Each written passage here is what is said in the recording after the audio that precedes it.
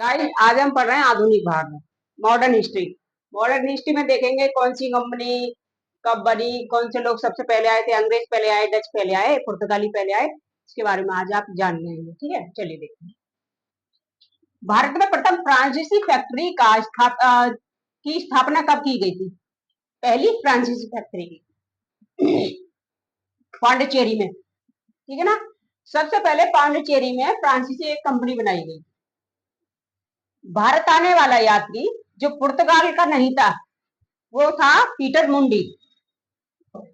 1503 में पुर्तगालियों ने भारत में अपना पहला किला बनाया था। कहां पे? कोचीन में। ठीक है ना।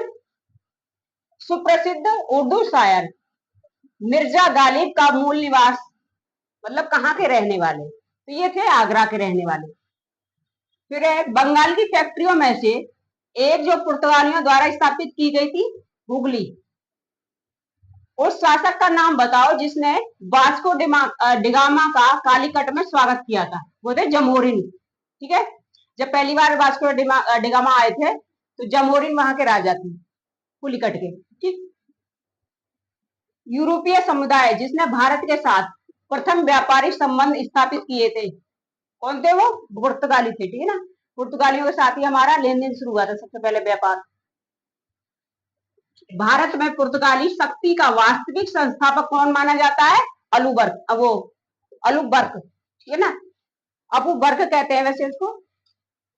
भारत में मुद्रालय लाने वाले प्रथम थे कौन? पुर्तगाली। क्योंकि जब जहां से आपका व्यापार होगा, लेन देन होगा, तो पैसे और मुद्रा भी वहीं से आएगी। ठीक है। बंगाल में डचों द्वारा स्थापित कारखाना था पहला, वो था चिंसुरा। वह शासक जिसने ईस्ट इंडिया कंपनी को दीवानी प्रदान की थी, ये था आलम शाह या शाह आलम। फ्रांसीसी ईस्ट इंडिया कंपनी को की स्थापना किसके शासनकाल में हुई थी? ये हुई थी लुई 14वां, ब्रिटेन में।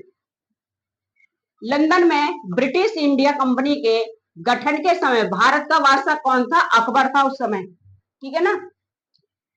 लेकिन भारत में ईस्ट इंडिया कंपनी के लोग आए कब थे? जब अकबर की मृत्यु हो गई थी 1605 के बाद। स्थापना पहले ही हो चुकी थी।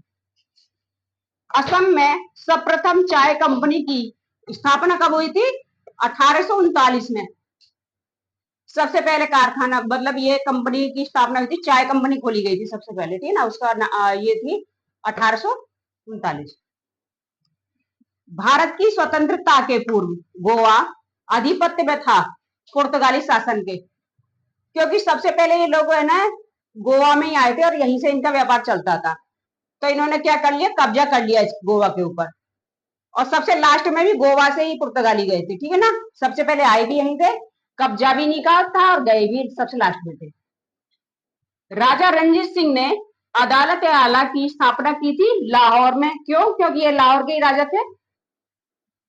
मुगल बादशाह द्वारा नियुक्त बंगाल का अंतिम सूबेदार था कौन था? मुर्शीद कुली खां। ठीक है। देखते हैं घटनाओं का सही क्रम कौन सा। सबसे पहले पंजाब का विलय हुआ, सेकंड नंबर पे सिक्किम का विलय हुआ, फिर बर्मा का विलय हुआ, फिर झांसी का विलय हुआ था लास्ट में। ठीक है।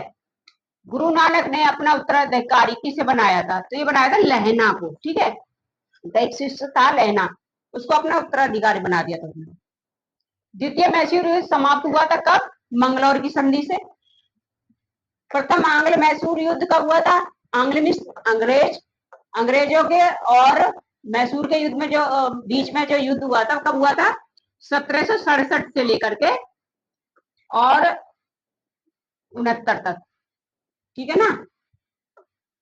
में विजय कौन हुआ था उस समय? ये हुआ था हैदर अली। टीपू सुल्तान ने ब्रिटिश सेना को 1780 में हराया था कोलीलूर में। वह ब्रिटिश इतिहासकार जिसने इस विचार का खंडन किया था कि टीपू सुल्तान एक कट्टरपंथी नेता था, राजा था। ठीक है ना। तो कौन था? PE Roberts.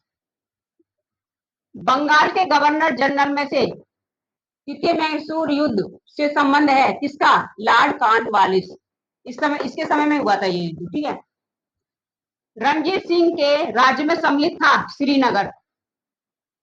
ईश्वर की ऐसी इच्छा थी कि मैं सभी धर्मों को एक ही निगाह से देखूं, इसलिए उसने मेरी दूसरी आंख की रोशनी ले ली। किसने कहा था? ये कहा था महाराजा रणजीत सिंह ने, क्योंकि उनकी एक ही आंख थी, एक ही आंख से देखते। Okay, thank you very much.